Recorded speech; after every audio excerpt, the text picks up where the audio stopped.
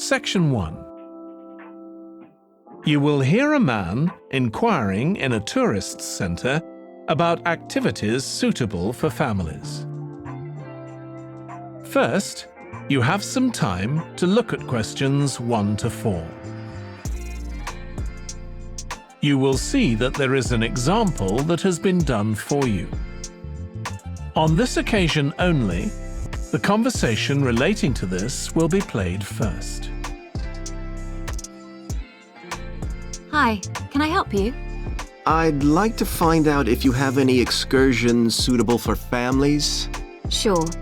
How about taking your family for a cruise? We have a steamship that takes passengers out several times a day. It's over 100 years old. The cruise takes place on a steamship. So steamship has been written in the space. Now we shall begin. You should answer the questions as you listen because you will not hear the recording a second time. Listen carefully and answer questions 1 to 4. Hi, can I help you? I'd like to find out if you have any excursions suitable for families. Sure. How about taking your family for a cruise? We have a steamship that takes passengers out several times a day. It's over 100 years old. That sounds interesting. How long is the trip? About an hour and a half. And don't forget to take pictures of the mountains. They're all around you when you're on the boat and they look fantastic. Okay. And I assume there's a cafe or something on board? Sure. How old are your children? My daughter's 15 and my son's 7. Right. Well, there are various things you can do once you've crossed the lake to make a day of it. One thing that's very popular is a visit to the country farm. You're met off the boat by the farmer and he'll take you to the holding pens where the sheep are kept. Children love feeding them. My son would love that. He really likes animals. Well, there's also a 40-minute trek round the farm on a horse if he wants. Do you think he'd manage it? He hasn't done that before. Sure. It's suitable for complete beginners. Good. And again, visitors are welcome to explore the farm on their own, as long as they take care to close gates and so on. There are some very beautiful gardens along the side of the lake which also belong to the farm. They'll be just at their best now. You could easily spend an hour or 2 there. Okay, well, that all sounds good. And can we get lunch there? You can, and it's very good, though it's not included in the basic cost. You pay when you get there. Right. Before you hear the rest of the conversation, you have some time to look at questions 5 to 10. Now listen and answer questions 5 to 10. So, is there anything else to do over on that side of the lake? Well, what you can do is take a bike over on the ship and then go on a cycling trip. There's a trail there called the Back Road. You could easily spend 3 or 4 hours exploring it, and the scenery's wonderful. They'll give you a map when you get your ticket for the cruise. There's no extra charge. What's the trail like in terms of difficulty? Quite challenging in places. It wouldn't be suitable for your 7-year-old. It needs someone who's got a bit more experience. Well, my daughter loves cycling, and so do I, so maybe the 2 of us could go, and my wife and son could stay on the farm. That might work out quite well. But we don't have bikes here. Is there somewhere we could rent them? Yes, there's a place here in the city. It's called Ratcheson's. I'll just make a note of that. How do you spell it? Ratchesons.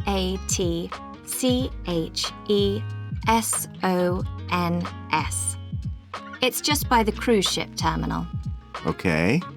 You'd also need to pick up a repair kit for the bike from there to take along with you, and you'd need to take along a snack and some water. It'd be best to get those in the city. Fine. That shouldn't be a problem. And I assume I can rent a helmet from the bike place. Sure, you should definitely get that. It's a great ride, but you want to be well prepared because it's very remote. You won't see any shops round there or anywhere to stay, so you need to get back in time for the last boat. Yeah. So what sort of prices are we looking at here? Let's see. That'd be 1 adult and 1 child for the cruise with farm tour. That's $117. And an adult and a child for the cruise only, so that's $214 altogether. Oh, wait a minute. How old did you say your daughter was? 15.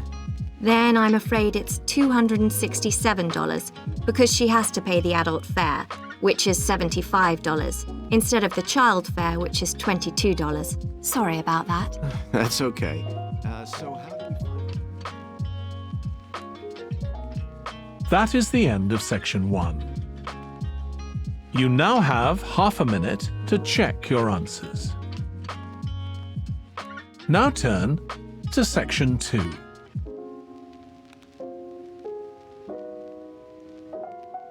Section 2.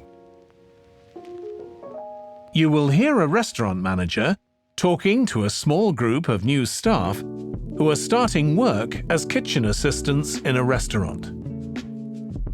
First, you have some time to look at questions 11 to 16.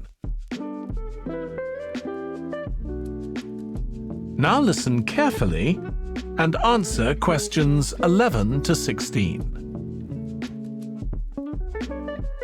Good morning, everyone. My name's Joy Parkins, and I'm the restaurant manager. And I understand that none of you have had any previous experience as kitchen assistants. Well, you might be feeling a bit nervous now, but most of our kitchen assistants say they enjoy the work. Okay, they might get shouted at sometimes, but it's nothing personal. And they're pleased that they have so many different things to do, which means they never get bored. And I'll tell you straight away that if you do well, we might think about moving you up and giving you some more responsibility. Right, well, you've all shown up on time, which is an excellent start. Now, I'm glad to see none of you have unsuitable footwear, so that's good. You need to be careful as the floors can get very wet and slippery. Those of you with long hair have got it well out of the way, but some of you'll need to remove your rings and bracelets. Just put them somewhere safe for today. And remember to leave them at home tomorrow, as they can be a safety hazard. Now, it's going to be a busy day for you all today. We don't have any tables free for this evening, and only a few for lunch. Fortunately, we've got our head chef back. He was away on holiday all last week, which meant the other chefs had extra work. Now, I'll tell you a bit more about the job in a minute, but first, some general regulations. For all of you, whatever your age, there's some equipment you mustn't use until you've been properly trained, like the waste disposal system, for example, for health and safety reasons. Then I think there are 2 of you here who are under 18. That's Emma and Jake, isn't it? Right. So for you 2, the meat slicer is out of bounds. And of course, none of you are allowed to use the electric mixer until you've been shown how it works. Now, you may have heard that this can be a stressful job. And I have to say that can be true. You'll be working an 8-hour day for the first week, though you'll have the chance to do overtime after that as well if you want to. But however long the hours are, you'll get a break in the middle. What you will find is that you're on your feet all day long, lifting and carrying. So, if you're not fit now, you soon will be. You'll find you don't have much chance to take it easy. When someone tells you to do something, you need to do it straight away. But at least we do have a very efficient air conditioning system compared with some kitchens. Before you hear the rest of the talk, you have some time to look at questions 17 to 20. Now listen and answer questions 17 to 20. Now, let me tell you about some of the people you need to know. So, as I said, I'm Joy Parkins, and I decide who does what during the day and how long they work for. I'll be trying to get you to work with as many different people in the kitchen as possible so that you learn while you're on the job. One person whose name you must remember is David Field. If you injure yourself at all, even if it's really minor, you must report to him and he'll make sure the incident is recorded and you get the appropriate treatment.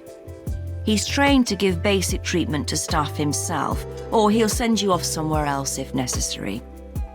Then there's Dexter Wills. He's the person you need to see if you smash a plate or something like that. Don't just leave it and hope no one will notice. It's really important to get things noted and replaced, or there could be problems later. And finally, there's Mike Smith. He's the member of staff who takes care of all the stores of perishables. So if you notice we're getting low in flour or sugar or something, make sure you let him know so he can put in an order. Okay, now the next thing we need to... That is the end of section 2. You now have half a minute to check your answers. Now turn to section 3.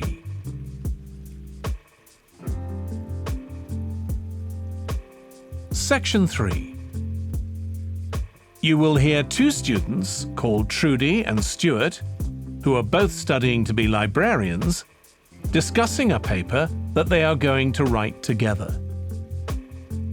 First, you have some time to look at questions 21 to 23. Now listen carefully and answer questions 21 to 23. OK, Stuart, we need to start planning our paper on public libraries. Have you thought of an angle yet? Well, there's so much we could look into. How libraries have changed over the centuries, for instance, or how different countries organise them. What do you think, Trudy? Maybe we should concentrate on this country and try and relate the changes in libraries to external developments, like the fact that far more people can read than a century ago, and that the local population may speak lots of different languages. We could include something about changes in the source of funding too. Yes, but remember we're only supposed to write a short paper, so it's probably best if we don't go into funding in any detail. Right. Well, shall we just brainstorm a few ideas to get started? OK. We obviously need to look at the impact of new technology, particularly the internet. Now that lots of books have been digitalised, people can access them from their own computers at home. And if everyone did that, libraries would be obsolete. Yes. But the digitalised books that are available online for free are mostly out of copyright, aren't they? And copyright in this country lasts for 70 years after the author dies. So you won't find the latest bestseller or up-to-date information. That's an important point. Anyway, I find it hard to concentrate when I'm reading a long text on a screen. I'd much rather read a physical book. And it takes longer to read on a screen. Oh, I prefer it. I suppose it's just a personal preference. I expect the libraries will go on evolving in the next few years. Some have already become centres where community activities take place, like local clubs meeting there. I think that'll become even more common. I'd like to think so. And that they'll still be serving their traditional function, but I'm not so sure. There are financial implications after all. What I'm afraid will happen is that books and magazines will all disappear and there'll just be rows and rows of computers. They won't look anything like the libraries we're used to. Well, we'll see.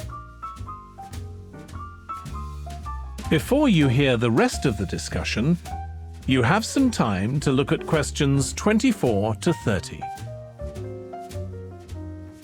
Now listen and answer questions 24 to 30. I've just had an idea. Why don't we make an in-depth study of our local public library as background to our paper? Yes, that'd be interesting. And raise all sorts of issues. Let's make a list of possible things we could ask about, then work out some sort of structure. For instance, we could interview some of the staff and find out whether the library has its own budget or if that's controlled by the local council. And what their policies are. I know they don't allow food, but I'd love to find out what types of noise they ban. There always seems to be a lot of talking, but never music. I don't know if that's a policy or it just happens. I've often wondered. Then there are things like how the library is affected by employment laws. I suppose there are rules about working hours, facilities for staff and so on. Right. Then there are other issues relating to the design of the building and how customers use it. Like, what measures does the library take to ensure their safety? They'd need floor coverings that aren't slippery, and emergency exits, for instance. Oh, and another thing, there's the question of the kind of insurance the library needs to have, in case anyone gets injured. Yes, that's something else to find out. You know something I've often wondered? What's that? Well, you know they've got an archive of local newspapers going back years. Well, next to it, they've got the diary of a well-known politician from the late 19th century. I wonder why it's there. Do you know what his connection was with this area? No idea. Let's add it to our list of things to find out. Well, I've just thought, you know, people might ask in the library about local organisations like sports clubs. Well, I wonder if they keep a database or whether they just look online. Right. I quite fancy finding out what the differences are between a library that's open to the public and one that's part of a museum, for example. They must be very different.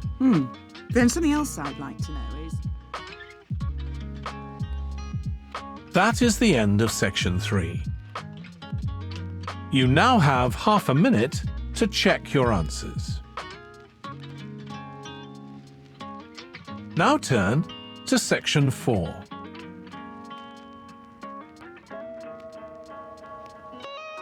Section 4. You will hear part of a lecture for business students about business values. First, you have some time to look at questions 31 to 40.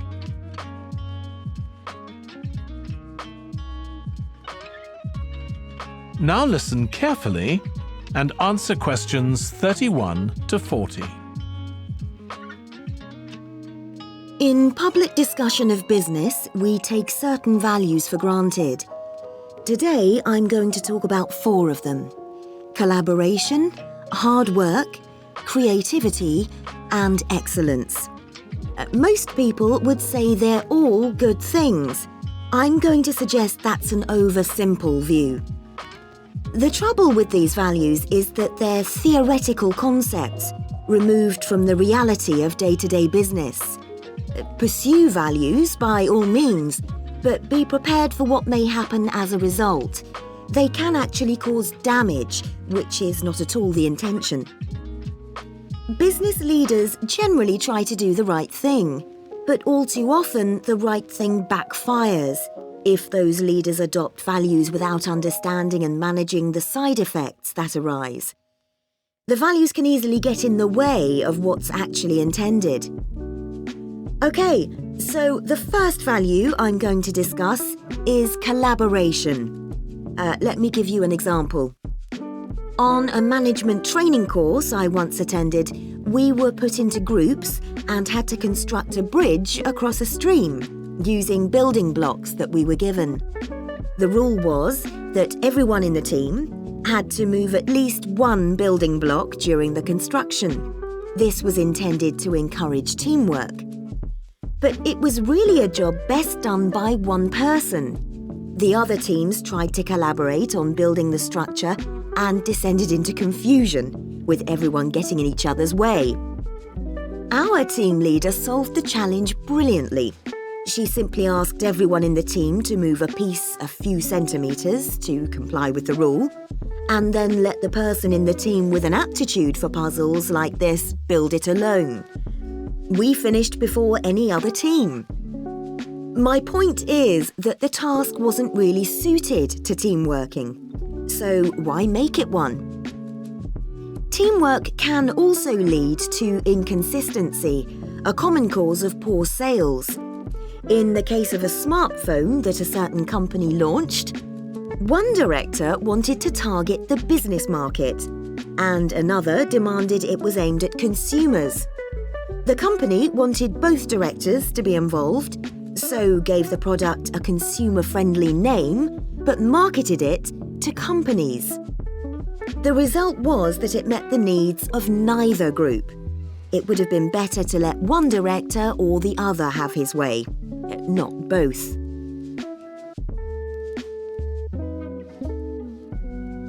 Now, industriousness, or hard work. It's easy to mock people who say they work hard.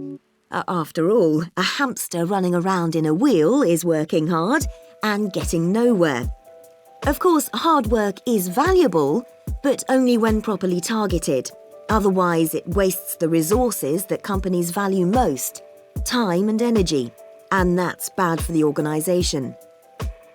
There's a management model that groups people according to 4 criteria: clever, hard-working, stupid, and lazy.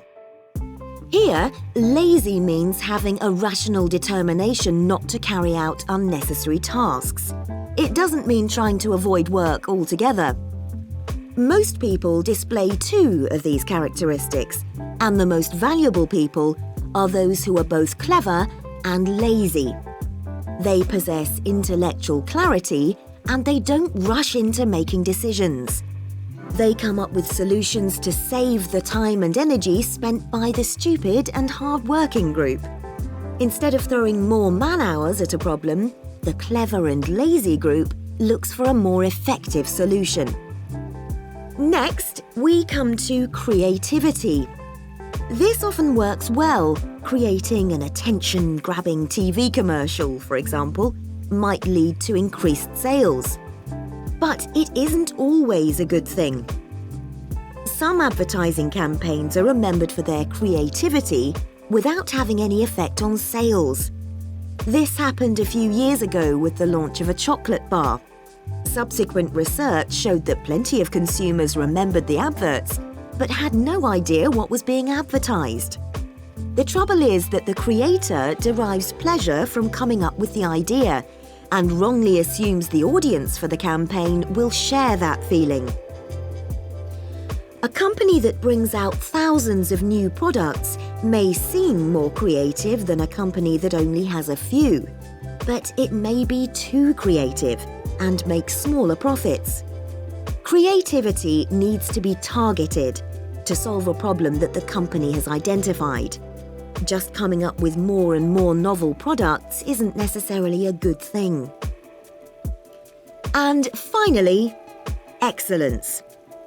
We all know companies that claim they strive for excellence, but it takes a long time to achieve excellence. In business, being first with a product is more profitable than having the best product. A major study of company performance compared pioneers, that is, companies bringing out the first version of a particular product, with followers, the companies that copied and improved on that product.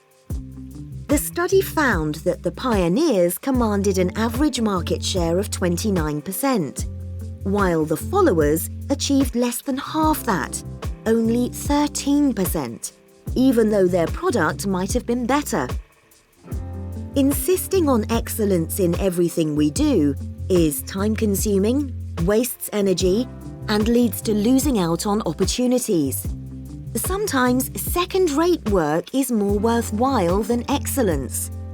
Make sure it's excellent sounds like a good approach to business, but the just get started approach is likely to be more successful. That is the end of section 4. You now have half a minute to check your answers.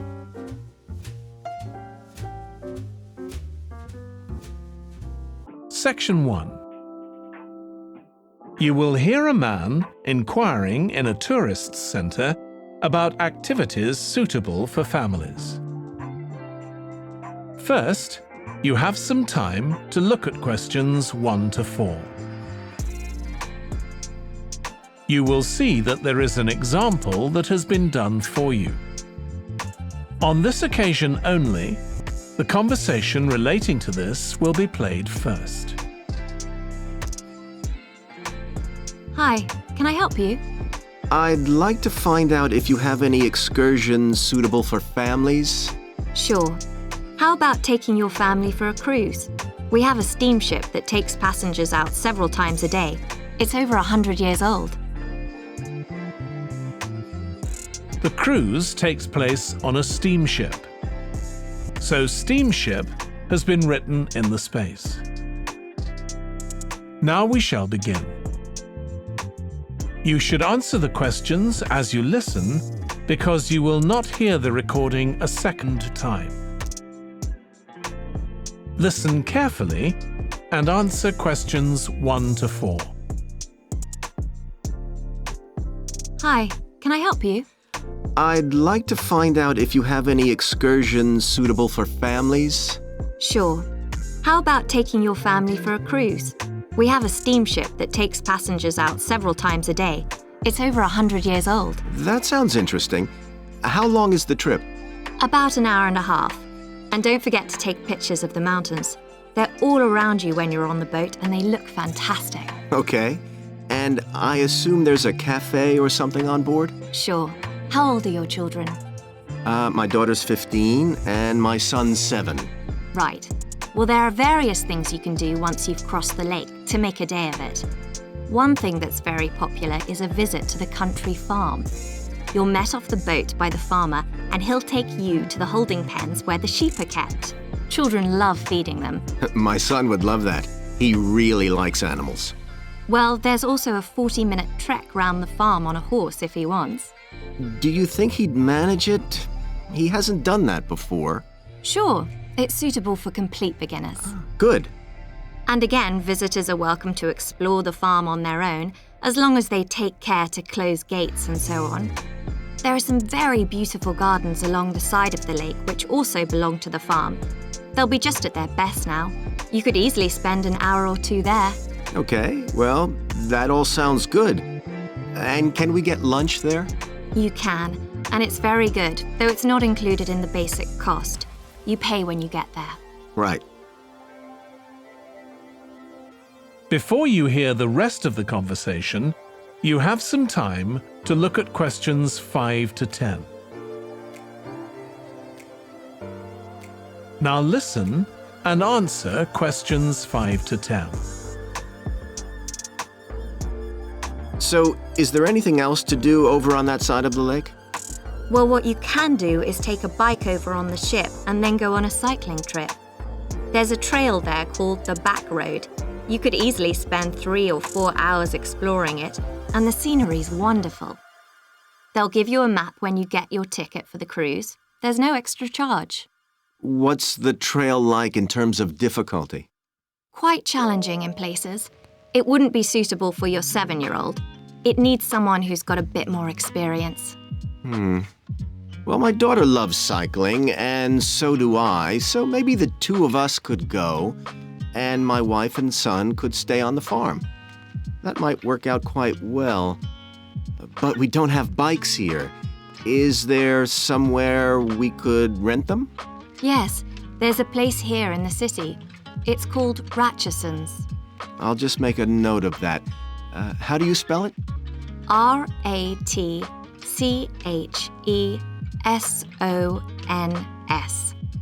It's just by the cruise ship terminal.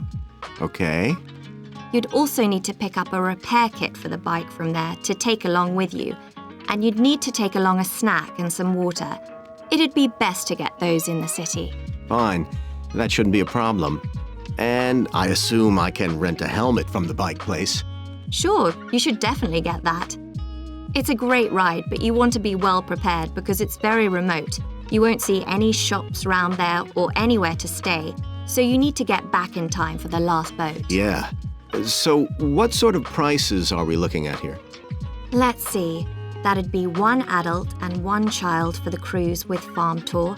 That's $117, and an adult and a child for the cruise only, so that's $214 altogether. Oh, wait a minute. How old did you say your daughter was? 15.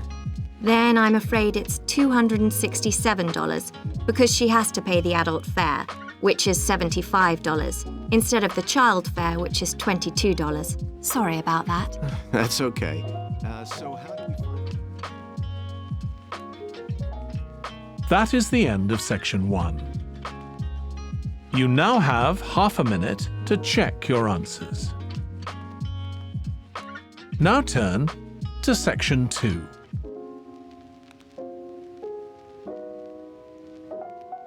Section 2. You will hear a restaurant manager talking to a small group of new staff who are starting work as kitchen assistants in a restaurant. First, you have some time to look at questions 11 to 16. Now listen carefully and answer questions 11 to 16. Good morning, everyone. My name's Joy Parkins, and I'm the restaurant manager. And I understand that none of you have had any previous experience as kitchen assistants.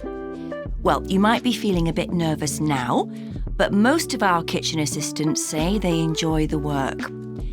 Okay, they might get shouted at sometimes, but it's nothing personal. And they're pleased that they have so many different things to do, which means they never get bored. And I'll tell you straight away that if you do well, we might think about moving you up and giving you some more responsibility. Right, well, you've all shown up on time, which is an excellent start. Now, I'm glad to see none of you have unsuitable footwear, so that's good. You need to be careful as the floors can get very wet and slippery. Those of you with long hair have got it well out of the way, but some of you'll need to remove your rings and bracelets. Just put them somewhere safer today. And remember to leave them at home tomorrow, as they can be a safety hazard. Now, it's going to be a busy day for you all today. We don't have any tables free for this evening, and only a few for lunch. Fortunately, we've got our head chef back. He was away on holiday all last week, which meant the other chefs had extra work. Now, I'll tell you a bit more about the job in a minute, but first, some general regulations. For all of you, whatever your age, there's some equipment you mustn't use until you've been properly trained, like the waste disposal system, for example, for health and safety reasons.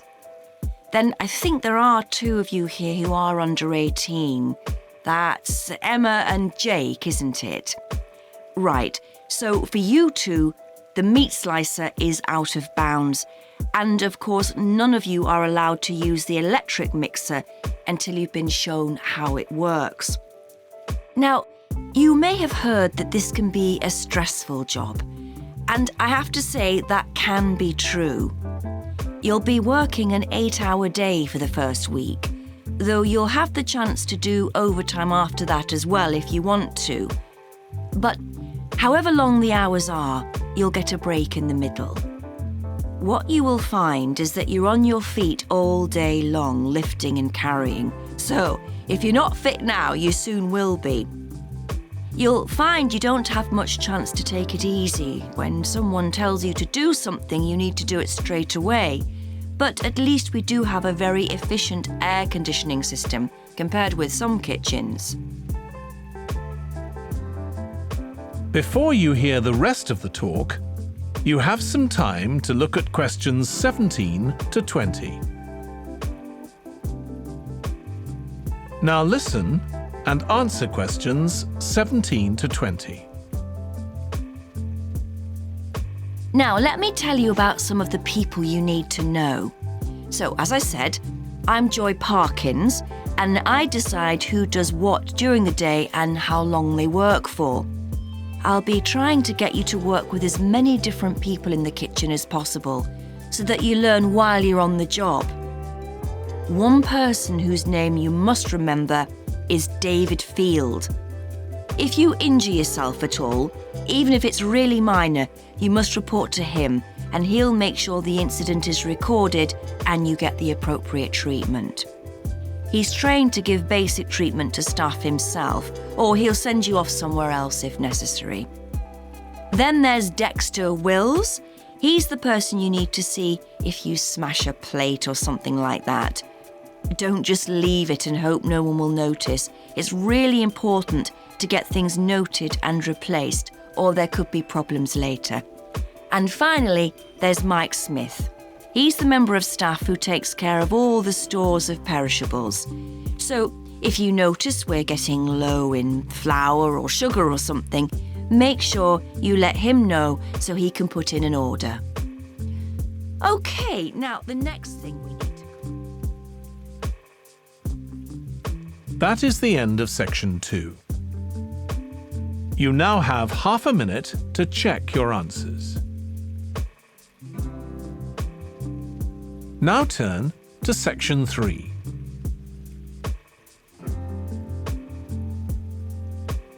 Section 3.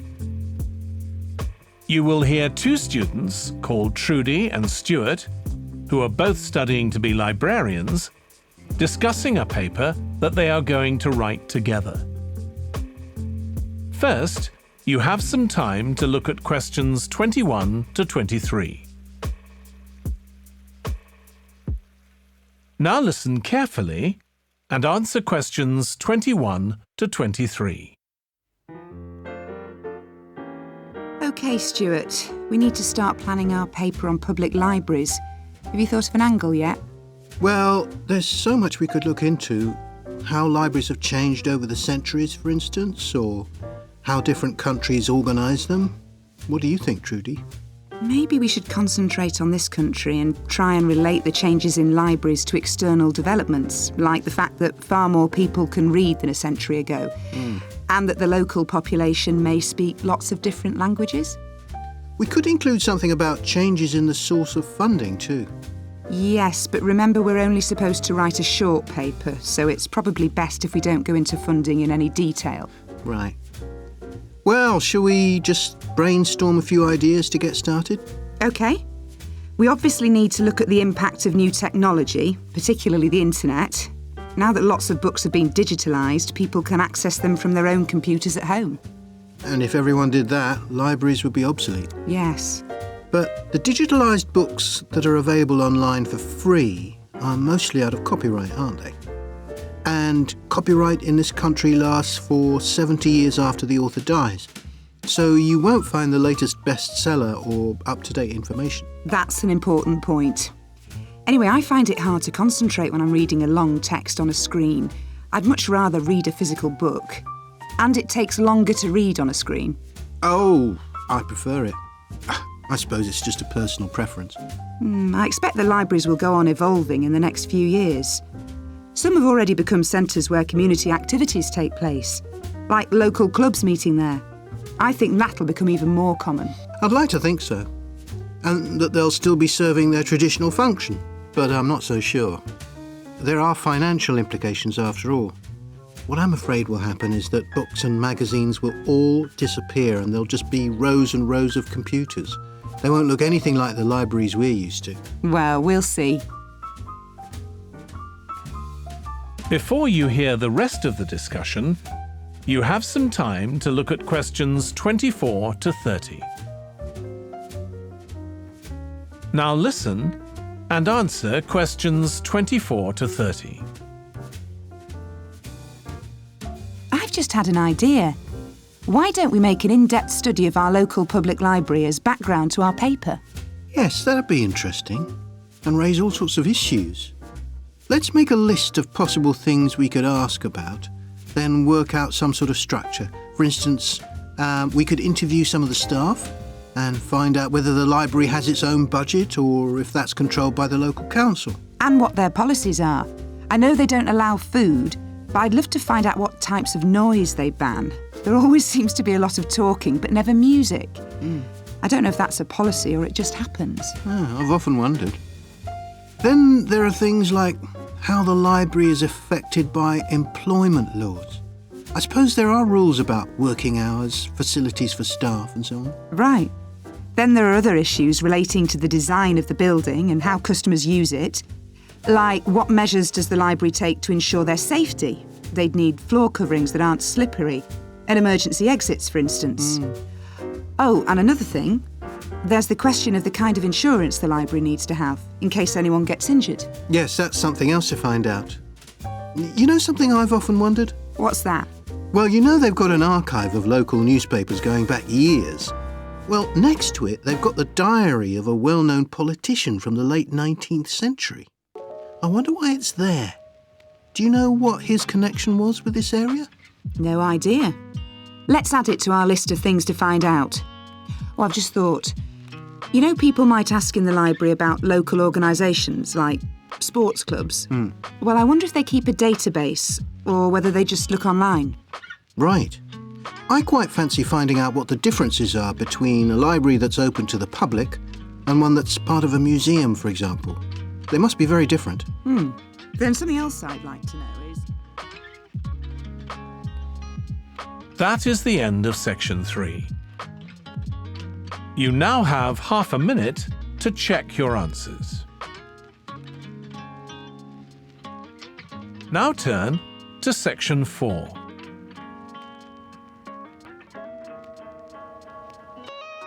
Section 4. You will hear part of a lecture for business students about business values. First, you have some time to look at questions 31 to 40.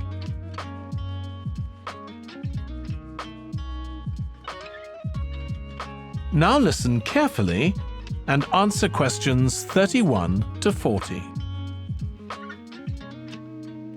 In public discussion of business, we take certain values for granted. Today, I'm going to talk about 4 of them: collaboration, hard work, creativity, and excellence. Most people would say they're all good things. I'm going to suggest that's an oversimple view. The trouble with these values is that they're theoretical concepts, removed from the reality of day-to-day business. Pursue values by all means, but be prepared for what may happen as a result. They can actually cause damage, which is not at all the intention. Business leaders generally try to do the right thing, but all too often the right thing backfires if those leaders adopt values without understanding and managing the side effects that arise. The values can easily get in the way of what's actually intended. Okay, so the first value I'm going to discuss is collaboration. Let me give you an example. On a management training course I once attended, we were put into groups and had to construct a bridge across a stream using building blocks that we were given. The rule was that everyone in the team had to move at least one building block during the construction. This was intended to encourage teamwork.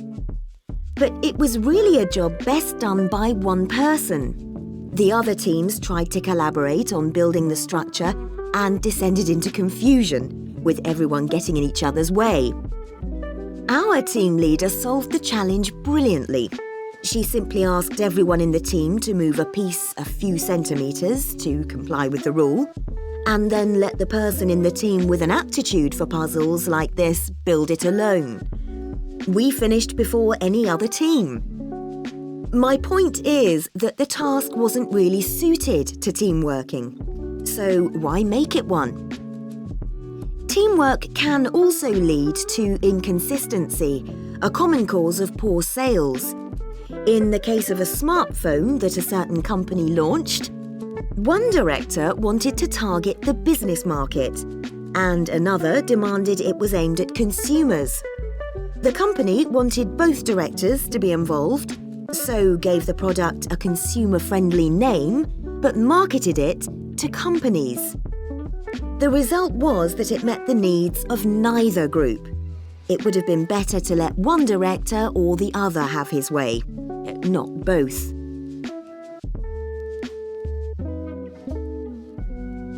Now, industriousness, or hard work. It's easy to mock people who say they work hard. After all, a hamster running around in a wheel is working hard and getting nowhere.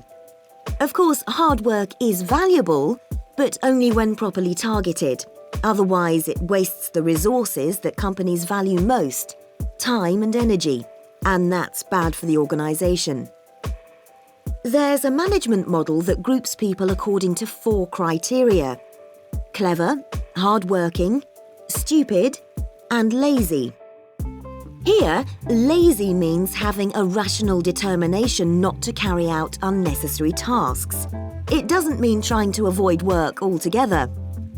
Most people display 2 of these characteristics, and the most valuable people are those who are both clever and lazy. They possess intellectual clarity and they don't rush into making decisions. They come up with solutions to save the time and energy spent by the stupid and hard-working group. Instead of throwing more man-hours at a problem, the clever and lazy group looks for a more effective solution. Next, we come to creativity. This often works well. Creating an attention-grabbing TV commercial, for example, might lead to increased sales. But it isn't always a good thing. Some advertising campaigns are remembered for their creativity without having any effect on sales. This happened a few years ago with the launch of a chocolate bar. Subsequent research showed that plenty of consumers remembered the adverts, but had no idea what was being advertised. The trouble is that the creator derives pleasure from coming up with the idea and wrongly assumes the audience for the campaign will share that feeling. A company that brings out thousands of new products may seem more creative than a company that only has a few, but it may be too creative and make smaller profits. Creativity needs to be targeted to solve a problem that the company has identified. Just coming up with more and more novel products isn't necessarily a good thing. And finally, excellence. We all know companies that claim they strive for excellence, but it takes a long time to achieve excellence.